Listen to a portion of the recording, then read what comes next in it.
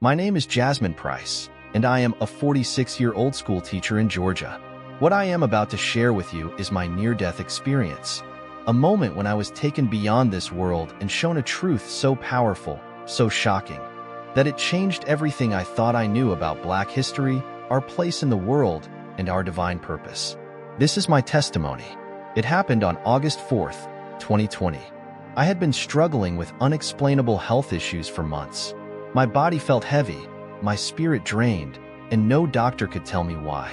That evening, I was sitting in the living room with my husband, discussing our children's homework, when suddenly, everything went black.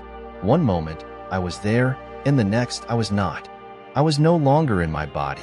A feeling of weightlessness overtook me, as if I had been freed from a burden I never knew I carried. Then, I found myself in a vast, illuminated space.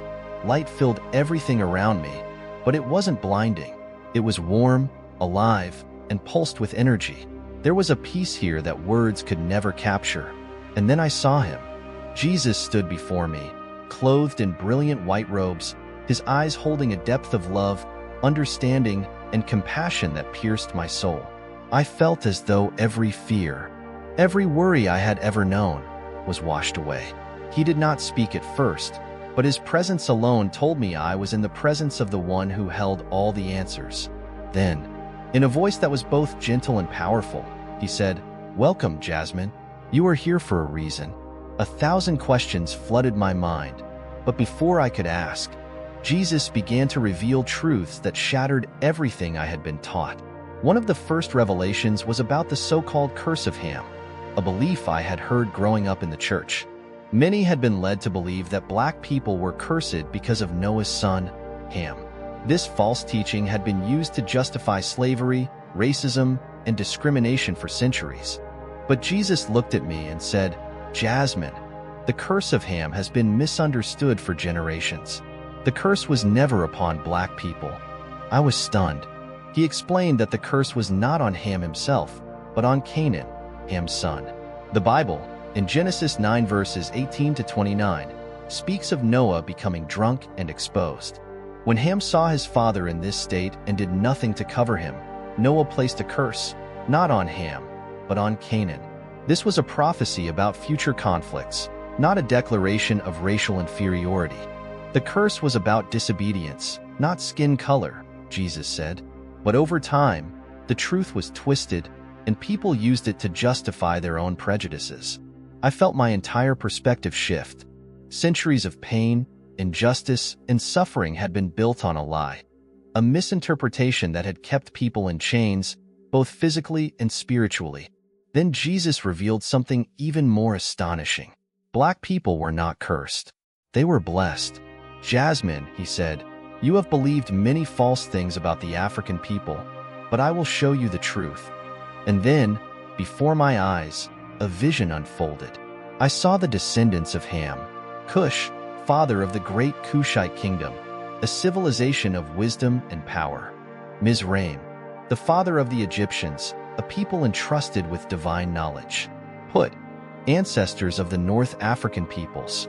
I saw the mighty kingdom of Cush, a civilization that thrived alongside Egypt, known for its wealth, its warriors, and its deep spiritual wisdom. These were not cursed people. These were a people of honor, of divine strength. Jesus then turned to me and said, "The name Cush itself means black, not as a mark of shame, but as a mark of beauty and power."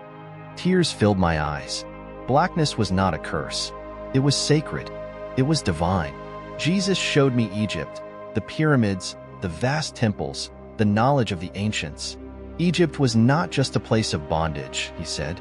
It was a cradle of civilization, a center of wisdom that was meant to enlighten the world.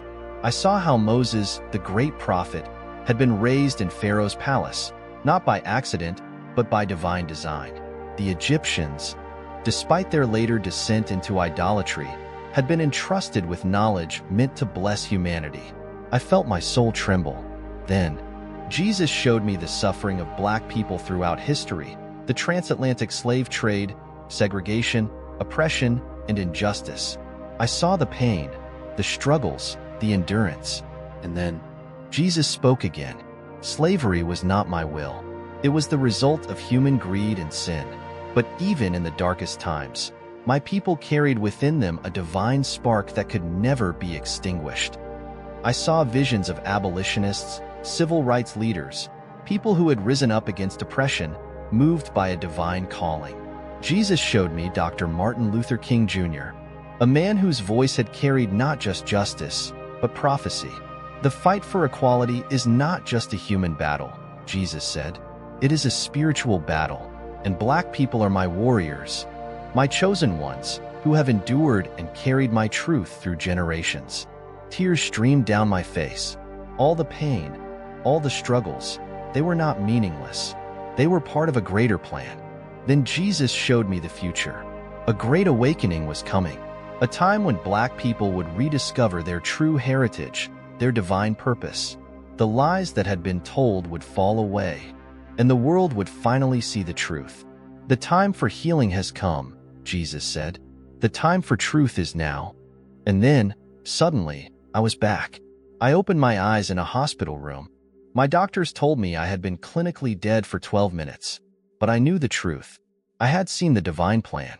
I had heard the voice of Jesus. And now, I had to share it. To those who hear my words, know this: Black people are not cursed. They are chosen. Their history is not one of shame, but of divine strength, wisdom, and purpose. The world tried to erase the truth, but the truth is rising.